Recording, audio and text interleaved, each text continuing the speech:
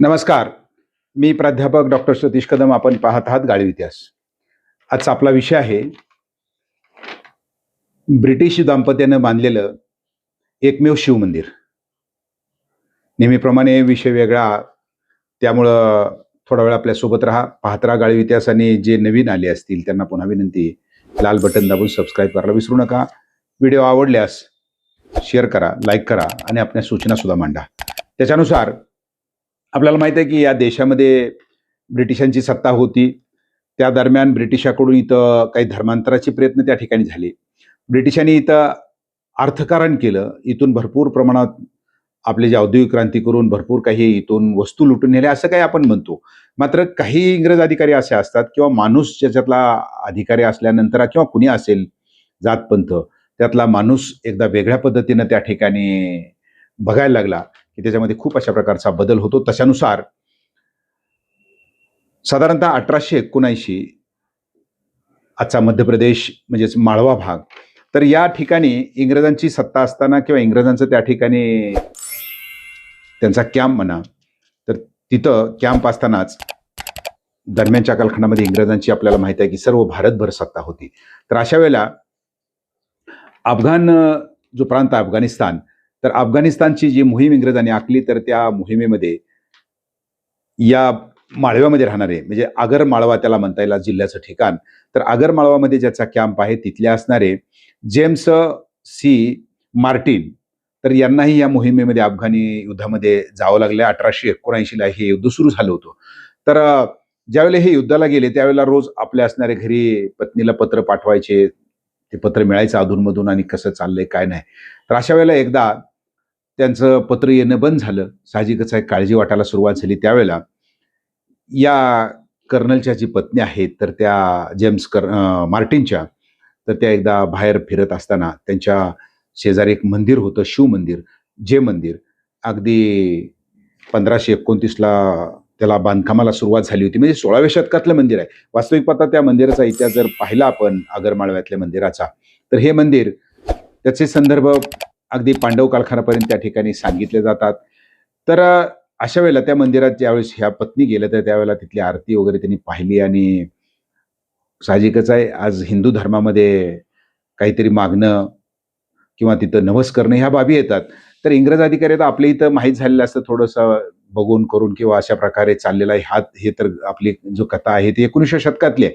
अशा वेळेला त्या पत्नी गेल्या मंदिरामध्ये आणि त्यांनी सांगितलं की असं असं हे झालेलं आहे. त्यांना त्यांचं जो कोणी दुभाषी असेल त्याने सुचवलं की इथं आपण थोडंसं नवस करा. त्या तिथला पुजारी त्यांनी सांगितलं की बाबा तुम्ही काहीतरी मनोकामना करा, हा जो मंत्र म्हणा वगैरे काय असेल ते. तर तशानुसार ज्यावेळेस ते गेल्या आणि थोड्याच दिवसामध्ये या असणाऱ्या पतीचं पत्र आलं, मार्टिनचं पत्र आलं, तर त्यानंही सांगितलं होतं की मी सुद्धा इथं माझ्या स्वप्नामध्ये अशा अशा प्रकारे आले आणि मी हे त्रिशूल जे असेल कोणी धारी, तर त्यानं मला चांगला संदेश दिला आणि पठाणाच्या टोळीतून मी वाचलो. मग ज्यावेळेला मार्टिन परत आले आणि हे पती पत्नी मिळून दोघं त्या असणाऱ्या मंदिरामध्ये दर्शनाला गेले आणि दर्शनाला गेल्यानंतर त्यांच्या लक्षात आलं की आपला यांच्यावर जे काही हे असेल आशीर्वाद आहे, तो आशीर्वाद असल्यामुळं या मंदिराचा जीर्णोद्धार करूया. तर त्यानुसार त्यांनी जवळपास 15,000 रुपये देऊन या मंदिराचा जीर्णोद्धार केला. आणि हे मंदिर आजही अशा प्रकारचं मंदिर आपल्याला त्या ठिकाणी पाहायला मिळतंय. म्हणजेच त्याची पुनर्बांधणी ज्याला आपण म्हणता येईल, ते पुनर्बांधणी एका इंग्रज दाम्पत्याने त्या ठिकाणी केली आहे. तर ते केल्यानंतर ज्यावेळेस बघितलं, ही घटना आहे 1883ची. आपण जे हे बोलतोय तर त्याच्याकरता नेहमी अस्सल संदर्भ त्या ठिकाणी देत असतो.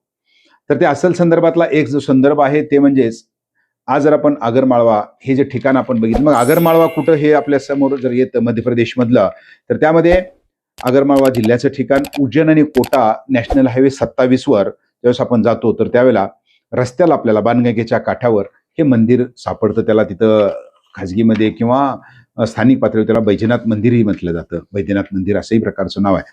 दुसरी गोष्ट, या मंदिराच्या बाहेरच्या बाजूला एक शिलालेख आहे आणि त्या शिलालेखामध्ये हे मंदिर लेफ्टनंट कर्नल मार्टिन या व त्यांच्या पत्नीने 15,000 रुपये देऊन त्याचा जीर्णोद्धार केला, अशा प्रकारचा उल्लेखही आपल्याला तिथं मंदिरामध्ये आजही तो शिलालेख आहे.